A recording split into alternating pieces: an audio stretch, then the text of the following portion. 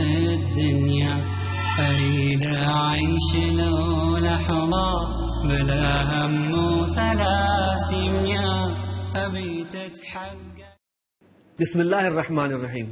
السلام علیکم ورحمۃ اللہ وبرکاتہ. محترم ناظرین، میں ہوں آپ کا ہوسٹ آصف حمید، اور اسٹوڈیو میں میرے ساتھ آج موجود ہیں ڈاکٹر محمد حماد لکھوی صاحب. السلام علیکم جناب. جی وعلیکم السلام ورحمۃ اللہ وبرکاتہ. ڈاکٹر صاحب، پچھلے پروگرام میں ہم نے عبادت اور دعا کا ایک تعلق، اس پر ہماری گفتگو چل رہی تھی اور لگتا ہے کہ کچھ اس میں تشنگی رہ گئی تھی.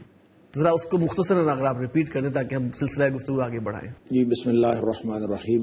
اصل میں وہاں جو بات عبادت اور دعا کے تعلق سے ہو رہی تھی اس پروگرام میں، میں عرض کر رہا تھا کہ دنیا میں کوئی بھی عبادت کا طریقہ ہو تو وہ بغیر دعا کے نہیں ہوتا. لیکن جب ہم اسی کو اسلام کے حوالے سے دیکھتے ہیں تو نبی پاک صلی اللہ علیہ وسلم کا وہ فرمان جس کے بارے میں ہم نے بات کی پچھلے پروگرام میں بھی، الدعاء هو العبادہ، کہ دعا ہی عبادت ہے. یہاں نبی پاک صلی اللہ علیہ وسلم نے قرآن پاک کی وہ آیت تلاوت فرمائی، وقال ربکم ادعونی استجب لکم، کہ تم مجھ سے دعا کرو میں تمہاری دعائیں قبول کروں گا. اور ان الذین یستکبرون عن عبادتی سیدخلون جہنم داخرین، جو لوگ میری عبادت سے منہ پھیرتے ہیں اور استکبار کرتے ہیں. یہاں پہ استکبار کا لفظ ہے. استکبار کا لفظ جو ہے یہ بڑا ہی سمجھے کہ ایک وسیع اصطلاح معنی خیز ہے. کہ استکبار کا مطلب جو نبی پاک صلی اللہ علیہ وسلم نے تعریف بیان کی، الکبر بطر الحق وغمط الناس. کسی نے پوچھا تھا نا کہ اچھے کپڑے پہن لینا یا قیمتی کپڑے، قیمتی لباس، قیمتی سواری، کیا یہ فخر اور کبر ہے؟ آپ نے فرمایا نہیں، یہ تکبر نہیں. تکبر ہے بطر الحق وغمط الناس، حق کا انکار کرنا اور لوگوں کو حقیر سمجھنا. حضرت ایک اور بہت اہم بات ہے، دعا نہ مانگنا بھی تو تکبر ہے. قال ربکم ادعونی استجب لکم. میں یہی عرض کر رہا ہوں کہ یہاں استکبار کا لفظ یہی بتاتا ہے کہ جو شخص اللہ سے دعا نہیں مانگتا حقیقت میں وہ تکبر کرتا ہے. اس کا حق یہ ہے کہ وہ اللہ کے سامنے عاجزی کرے اور دعائیں مانگے اور مانگے دعائیں اور مانگے. اگر وہ نہیں مانگتا تو یہ تکبر کی علامت ہے. بالکل. اور ان الذین یستکبرون عن عبادتی، یہ دلیل ہے اس بات کی، یہ دلیل ہے کہ دعا نہ مانگنا تکبر ہے. اور اسی لیے نبی پاک صلی اللہ علیہ وسلم نے فرمایا کہ جو شخص دعا نہیں مانگتا، من لم يدع اللہ غاضب علیہ، اور جو شخص جس کے دل میں رائی کے دانے کے برابر بھی تکبر ہوگا وہ اس کو جنت کی خوشبو بھی نہیں آ سکتی. بالکل. تو اس لیے یہ جو ان الذین یستکبرون عن عبادتی سیدخلون جہنم داخرین، کہ جو لوگ دعائیں نہیں مانگتے وہ جہنم میں جائیں گے. تو گویا دعا جو ہے وہ ہو ہی نہیں سکتی. اگر اسلام کے علاوہ بھی ہم دیکھیں ہر معاشرے کے اندر تو دعا اور عبادت کا گہرا تعلق ہے. اور جب ہم اسلام کے حوالے سے دیکھتے ہیں تو نبی پاک صلی اللہ علیہ وسلم کا فرمان اور قرآن پاک کی آیت دونوں مل کے اس بات کی وضاحت کرتی ہیں کہ دعا ہی عبادت ہے، اور جو شخص دعا نہیں کرتا اس سے اللہ تعالیٰ ناراض ہوتا ہے اور گویا اس کا عبادت کے ساتھ کوئی تعلق نہیں. ڈاکٹر صاحب ایک بہت اہم بات، عبادت کا اصل موٹیو کیا ہے؟ کوئی لالچ اس کا موٹیو ہوتی ہے؟ عبادت کا موٹیو کیا ہے؟ آپ نے کہا نا دعا کا ہے کہ انسان دعا کرتا ہے یا خوف سے، کسی کے خوف سے یا کسی کے ساتھ امید سے. عبادت اس کا اصل موٹیو بھی خوف اور امید ہونی چاہیے یا کوئی اور؟ دیکھیں یہی بات میں پہلے جو عرض کر چکا ہوں کہ جو دو چیزیں ہیں ایک امید اور خوف، یہی دعا سے تعلق رکھتی ہیں چیزیں، یہی عبادت سے تعلق رکھتی ہیں. اور اسلام نے بھی انسان کی فطرت کو نظر انداز نہیں کیا بلکہ اس کو پوری طرح نہ صرف ایڈریس کیا ہے بلکہ اس کو اپریشیٹ کیا ہے. یعنی کہ جنت کی لالچ، میں عرض کرتا ہوں جنت کی لالچ اور جنت کی امید ہاں، اور جہنم کا خوف یہ دل میں نہ ہو تو وہ عبادت ہی نہیں ہے. اللہ تعالیٰ نے قرآن کے اندر فرمایا وَدْعُوهُ خَوْفًا وَطَمَعًا، اس کو پکارو جنت کی لالچ رکھتے ہوئے اور جہنم کا خوف رکھتے ہوئے. دل میں اگر یہ خوف نہیں ہے، اس کی وجہ یہ ہے کہ ایمان جو ہے وہ تو کامل ہوگا اس وقت جب خوف آئے گا، اور جس کو پوری طرح اس کا ادراک ہو جائے گا وہ اتنا زیادہ خوف اور آ جائے گا.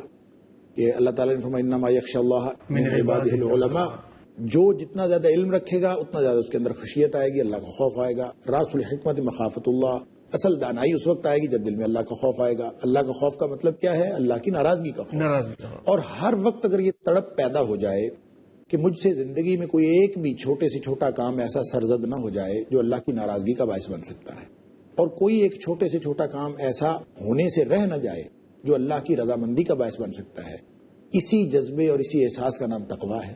جو نبی پاک صلی اللہ علیہ وسلم فرمایا تقویٰ ہا ہونا، یعنی دوہرے احساس کا نام تقویٰ ہے. تو تقوی کو بھی ہم اللہ کا خوف کہتے ہیں. تو کہنے کی بات یہ ہے کہ خوف اور امید یہ دونوں چیزیں شامل ہونی چاہیے. اور اللہ تعالیٰ نے اپنے بندوں کی مومنین کی جو نشانی بیان فرمائی سورہ سجدہ کے اندر، تو تتجافا جنوبہم عن المضاجع یدعون ربہم خوفا وطمعا، یعنی وہ یوں نہیں ہے کہ بغیر لالچ کے. بھئی لالچ دنیا والوں سے نہیں ہونا چاہیے، اللہ سے تو لالچ ہونا چاہیے. اللہ سے تو الحاح کے ساتھ مانگنا ہے، پوری گریہ زاری کے ساتھ مانگنا ہے، پوری اپنے آپ کو اس میں شامل کر کے اللہ میں حقیر آدمی ہوں. میں عرض کروں یہ جو بغیر لالچ والا کانسیپٹ ہے نا، اس کے اندر ونس اگین تکبر موجود ہے.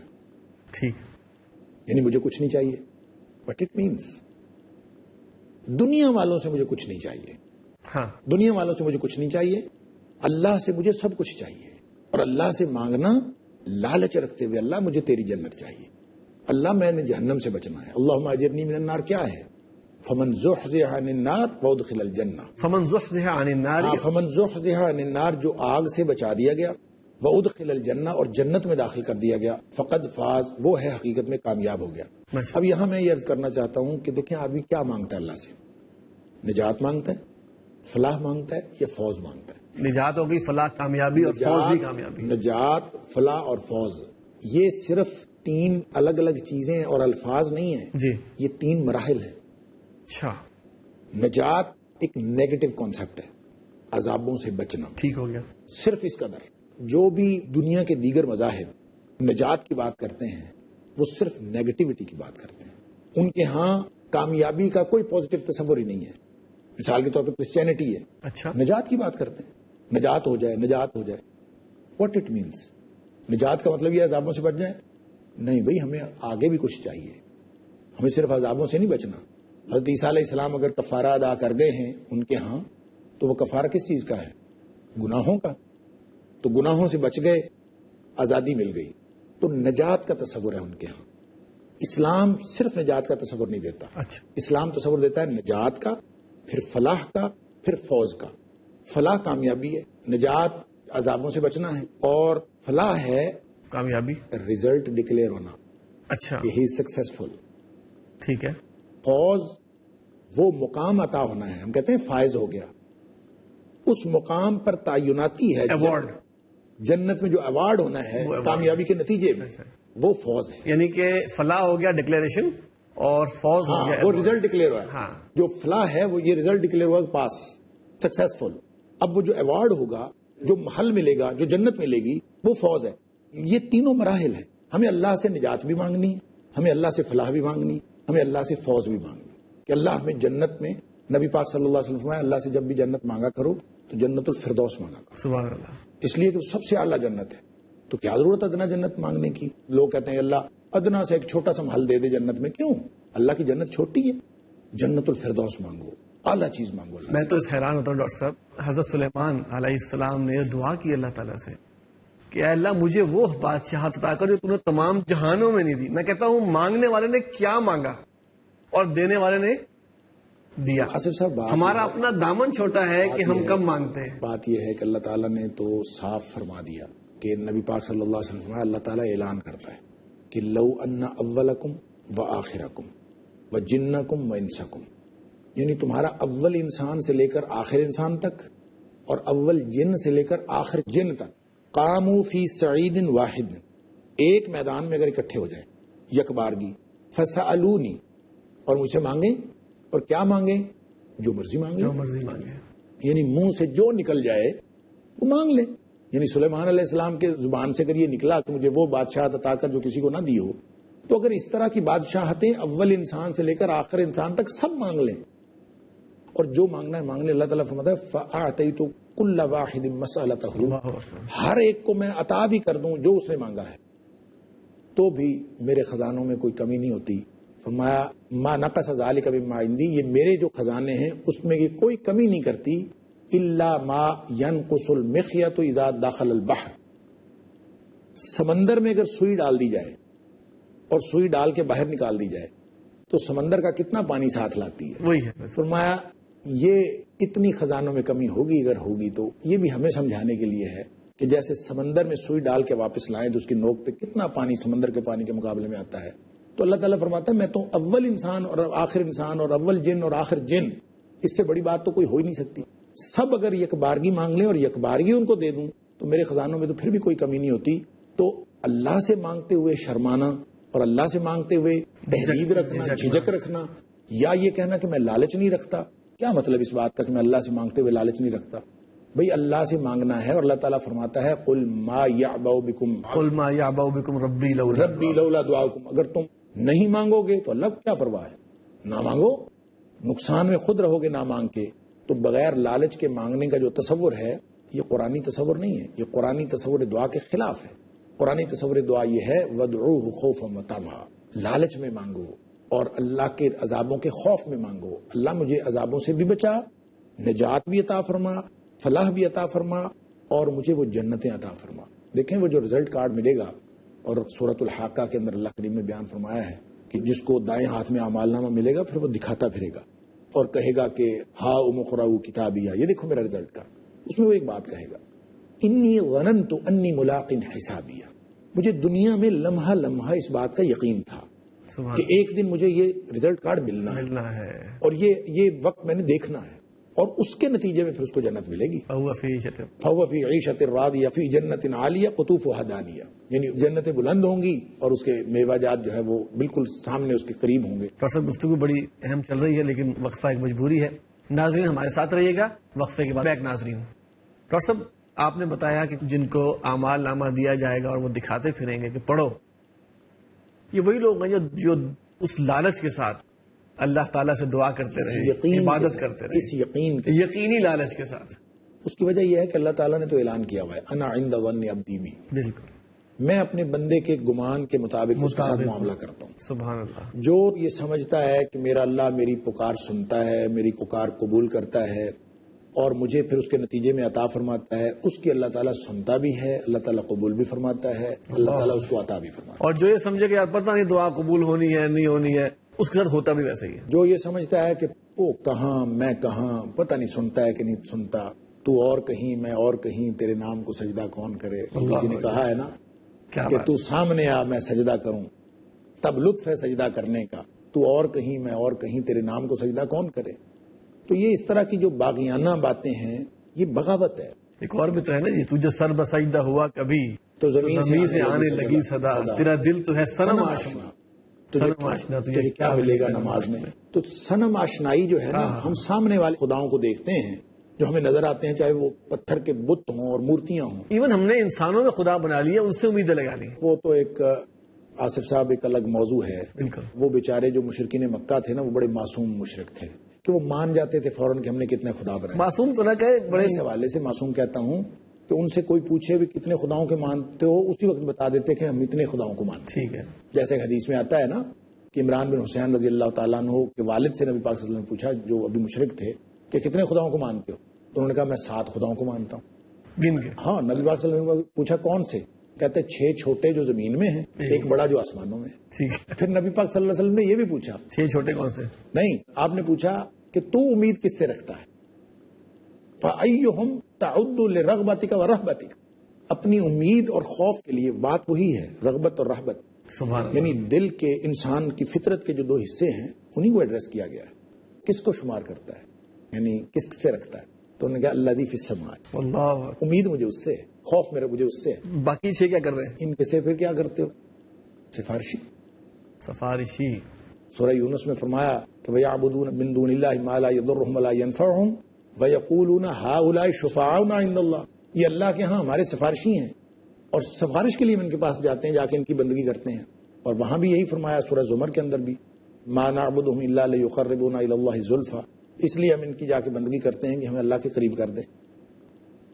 تو ان کی پوجا ہم اس لیے کرتے ہیں. اشارہ ہی کافی ہے, مزید آگے کرنا چاہیے. جیسے میں نے کہا نا, بندوں میں اگر ہم کریں تو ہم نے تو بندوں سے کتنی آس لگائی ہوتی ہے. اور میں نے عرض کیا کہ ہم بہت سارے زندہ خداؤں کو مانتے ہیں, بہت سارے مردہ خداؤں کو مانتے ہیں, لیکن ہم تسلیم نہیں کرتے.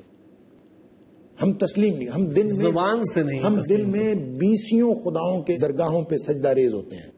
کسی سے امید رکھی, کسی سے امید رکھی. میں تو بلکہ سوچا کرتا تھا جب یہ اوباما امریکہ کا صدر بنا ہے تو لوگوں نے تبصرے کی, یہ کالم لکھے اس بات پہ کہ اس کے نام میں حسین آتا ہے تو یہ مسلمانوں کے لیے بڑا اچھا ہوگا, اور اس سے امید رکھ کے بیٹھے جو اس کے نام میں حسین آتا ہے یہ بڑا اچھا ہوگا. تو مجھے اقبال کا یہ شعر بار بار یاد آتا تھا کہ بتوں سے تجھ کے امیدیں خدا سے نومیدی، مجھے بتا تو صحیح اور کافری کیا ہے. یعنی ہم یوں امید لگا کے بیٹھ جاتے ہیں کہ یہ کرے گا، یہ میرا کام کر دے گا، یہ بنا سکتا ہے میری بگڑی، یہ میری مشکل حل کر سکتا ہے. وہی اللہ کرتا ہے. خوف اور امید، یہ دو چیزیں ہی تو اللہ سے وابستہ کرنے سے بندگی ہوگی. بالکل سر. یہی بنیادی تقاضا ہے بندگی کا بھی اور دعا کا بھی. اور اس میں پھر لالچ موجود ہے جو ہمارا بنیادی سوال تھا. اور لالچ کے بغیر یدعون ربہم خوفا وطمعا. ڈاکٹر صاحب دعا کی اہمیت کس قدر ہے ہمارے دین میں؟ دیکھیں جی، دعا کی اہمیت بات تو خیر ہو رہی ہے لیکن ایک پریسائز چند جملے. کہ اللہ تعالیٰ نے جو ہم نے پیچھے بات کی کہ اللہ تعالیٰ نے حکم دیا ہے، اور یہ ایک ایسی نقطے کی بات ہے کہ شاید دنیا کے کسی مذہب میں یہ ان کو حاصل نہیں کہ مجھ سے مانگو میں دیتا ہوں. یہ صرف اللہ کی شان ہے. دنیا میں جتنے بھی ہیں، یعنی مین میڈ مذہب ہوگا نا، جو انسانوں کا بنایا ہوا مذہب، اس میں یہ بات شامل نہیں ہوگی فطرتاً. اس کی وجہ ہے کہ انسان نے جو کچھ بنانا ہے اپنی فطرت کے مطابق بنانا ہے نا. تو انسانوں سے تو کوئی مانگنے آ جائے تو مصیبت پڑ جاتی ہے نا کہ میرے سے مانگنے آتا ہے. انسانوں سے مانگا جاتا ہے تو وہ ناراض ہوتے ہیں، اللہ سے نہیں مانگا جاتا تو وہ ناراض ہوتا ہے. وَمَن لَّمْ يَدْعُ اللَّهَ غَضِبَ عَلَيْهِ. جو اللہ سے مانگتا نہیں اللہ تعالیٰ اس پر ناراض ہوتا ہے. تو اللہ تعالیٰ نے قرآن پاک میں جگہ جگہ حکم فرمایا ہے وَادْعُوهُ خَوْفًا وَطَمَعًا. اور وہ قَالَ رَبُّكُمُ ادْعُونِي أَسْتَجِبْ لَكُمْ، دعا کرو میں تمہاری دعائیں قبول کروں گا. اور جو نہیں قبول کرتا پھر اس سے اللہ ناراض ہوتا ہے کہ وہ تو گویا تکبر کر رہے ہیں. اسی طرح اللہ تعالیٰ نے یہ بھی فرمایا کہ جب بھی پکارو. اب کوئی تخصیص نہیں رکھی. اب دیکھیں، ایک عبادت وہ ہوتی ہے جس کے لیے خاص شرائط ہوتی ہیں، خاص مقام ہوتا ہے، خاص حیت بنانی ہوتی ہے، خاص جگہ ہوتی ہے، اس کو عبادت کرے. میں نماز پڑھنی ہے، وضو کرو، کپڑے پاک ہونی چاہیے، جگہ پاک ہونی چاہیے، سب کچھ. یہ عبادت. ایک عبادت وہ ہے یہ والی جو اللہ تعالیٰ نے ہر بندے کو اجیب دعوت الداعی اذا دعان. یہ بالکل اس کا نہ کوئی شرط ہے وقت کی، نہ جگہ کی، نہ کوئی اس کی حیت کی، کس حیت میں. یہ آپ نے جس وقت، یہ ہاٹ لائن ہے. ہاں، دس از ہاٹ لائن. تو جب کبھی آپ مانگنا چاہو اپنے اللہ سے تو کمی تو ادھر سے ہے نا، ادھر سے تو نہیں ہے. دامن تو اپنا چھوٹا ہے. دامن اپنا چھوٹا ہے.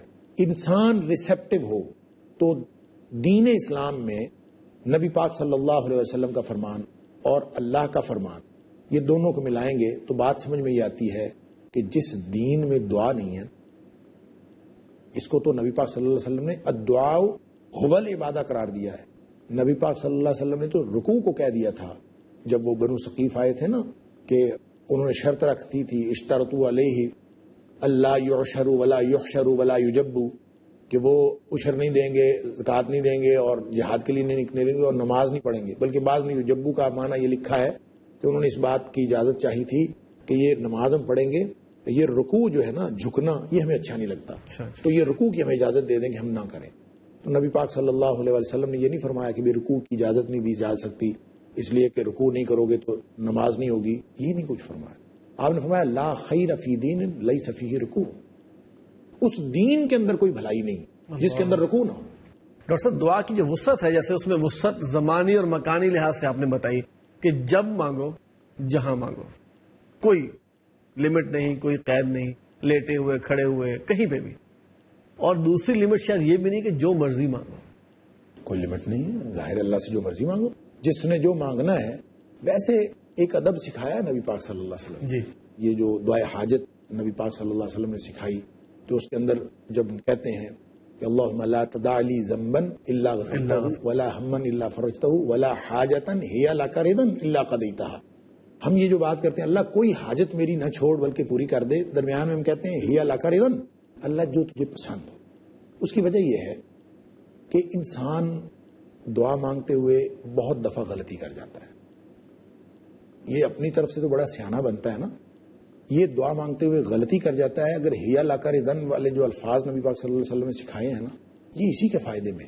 مثلا دیکھیں نا، ہم بعض اوقات کوئی چیز چاہیے ہوتی ہے، ہم دعا کر دیتے ہیں کہ یا اللہ یہ مجھے دے دے، بالکل یعنی ہم سبجیکٹو ہو کے وہ ایک چیز مانگ لیتے ہیں، حالانکہ اس چیز کے نتیجے میں بہت ساری مصیبتیں ہمارے اوپر آ جاتی ہیں.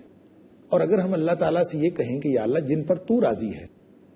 مجھے ایک بات یاد آئی کہ میرے ایک کزن ہیں اور وہ ذمہ دارہ کرتے تھے، وہ کہتے میں ظاہر ذمہ دار لوگ جب ہل چلانے کے لیے جاتے تو ان کو خاص ایک ٹیمپریچر چاہیے ہوتا ہے، زمین کی جو ہے نا اس کی نمی کا ایک خاص لیول چاہیے ہوتا ہے. تو اس خاص لیول پہ ساری زمین تھی. تو کہتے میں نکلا, ٹریکٹر ڈالا ہے ابھی پہلے ایکڑ میں ہی, تو ایک طرف سے بارش جو ہے نا وہ یوں بادل آ, تو کہتے یوں میں نے دیکھا تو میرے منہ سے دعا نکلی کہ یا اللہ مجھے پوری کاشتکاری کرنے کے لیے کوئی 8 دن چاہیے تھے. تو کہتے میرے ذہن میں بس فوراً دعا نکلی میرے منہ سے کہ یا اللہ مجھے تو 8 دن ہی چاہیے تھے, کہ یعنی 8 دن مجھے اگر تو دے دے تو میری یہ بوائی مکمل ہو جائے گی. وہ کہتے ہیں کہ دعا کرتے ہی مجھے احساس ہو گیا کہ میں دعا غلط کر بیٹھا. اچھا, اللہ تعالیٰ نے دن دے دیے, بجائی مکمل نہیں ہو سکی. اچھا, کہتے کبھی ٹریکٹر خراب, کبھی میں بیمار, کبھی ڈرائیور بیمار, کبھی کچھ. 1 ایکڑ کی بھی بجائی نہیں کر سکا, لیکن 8 دن بارش نہیں ہوئی. بارش 8 دن کے بعد ہوئی. یعنی ہم دعا کرنے میں غلطی کر جاتے ہیں, اللہ تعالیٰ عطا کرنے میں غلطی نہیں کرتا. یہ ادب جو سکھایا ہے, ویسے تو کوئی لمٹ نہیں ہے دعا مانگنے میں, جو مرضی مانگو اللہ تعالیٰ سے, بلکہ اچھا سے اچھا مانگو, بہتر سے بہتر مانگو. اور دعا کے جو تفصیلات ہیں کہ یا اللہ یہ دے دے, سفید محل مجھے ہو, دائیں سائیڈ پہ ہو, جنت کا فلاں دے دے, یا دنیا کی بھی کوئی چیز, اس طرح پریسائزلی چیزوں کی تفصیل بیان کرنا یہ اللہ کے لائق شان نہیں ہے. بہت اہم بات ڈاکٹر صاحب نے کی, لیکن اس میں ہمیں وہ خیال رکھنا چاہیے کہ یا اللہ جو ہمارے لیے بہتر. یہ بات اگر ہم کریں نا تو اس میں سیکیورٹی ہے, اس میں تحفظ ہے کہ اللہ ہمارے لیے بہتر کرے گا, اور یقین بھی ہے. آج یہ اپنی جگہ ایک اللہ تعالیٰ کی ذات پر ایک بھرپور ایمان کی دلالت کرتا ہے کہ یا اللہ مانگ تو میں یہ رہا ہوں, لیکن آپ جو سمجھتے ہیں میرے لیے بہتر ہے وہ آپ. جتنے للہیت رکھنے والے لوگ, جتنے زیادہ زہد و ورع والے لوگ گزرے ہیں, وہ اپنے لیے کبھی اس طرح دعا مانگتے ہی نہیں کہ یا اللہ مجھے یہ دے دے اور یہ دے دے. وہ جامع دعا مانگتے ہیں. اور نبی پاک صلی اللہ علیہ وسلم کا یہ معمول بھی تھا. حضرت عائشہ صدیقہ رضی اللہ تعالیٰ عنہ فرماتی ہیں کہ نبی پاک صلی اللہ علیہ وسلم بھی جامع دعا مانگتے تھے, یعنی جامع دعائیں آپ نے سکھائیں. ربنا آتینا فی الدنیا حسنۃ وفی الآخرۃ حسنۃ وقنا عذاب النار, یہ قرآنی دعا ہے. اور حضرت عائشہ صدیقہ رضی اللہ تعالیٰ عنہ فرماتی ہیں کہ آپ کی سب سے زیادہ دعا یہ ہوتی تھی. اور اسی طرح جو صبح شام کی دعاؤں میں جامع دعائیں ہیں, اللہم اصلح لی دینی الذی هو عصمۃ امری واصلح لی دنیای التی فیہا معاشی واصلح لی آخرتی التی فیہا معادی واجعل الحیاۃ زیادۃ لی فی کل خیر واجعل الموت راحۃ لی من کل شر. اللہ میرا دین بہتر کر دے, اللہ میری دنیا بہتر کر دے, اللہ میری آخرت بہتر کر دے جہاں مجھے جانا ہے, اور اللہ میری زندگی کو نیکیوں میں اضافے کا باعث بنا, اور اللہ میری موت کو میرے لیے ہر قسم کے شر سے راحت کا سامان بنا. یہ اس طرح کی جامع دعائیں آپ بھی یہی فرمایا کرتے تھے, اور ہمیں بھی تلقین ظاہر یہی ہے کہ ہم بجائے چھوٹی چھوٹی چیزیں مانگنے کے بڑی چیز ایک دفعہ مانگ لیں, اللہ ہمارے لیے بہتری عطا فرما, دنیا آخرت کی بہتریاں بھلائیاں عطا فرما. ڈاکٹر صاحب آپ کی تشریف آنے کا بہت شکریہ. ناظرین, ہم اس پروگرام کے اختتام اس دعا پہ کریں گے, ربنا آتنا فی الدنیا حسنہ وفی الآخرۃ حسنہ وقنا عذاب النار. اے اللہ ہمیں دنیا میں بھی خیر عطا فرما اور آخرت میں بھی خیر و بھلائی عطا فرما. السلام علیکم ورحمۃ اللہ وبرکاتہ.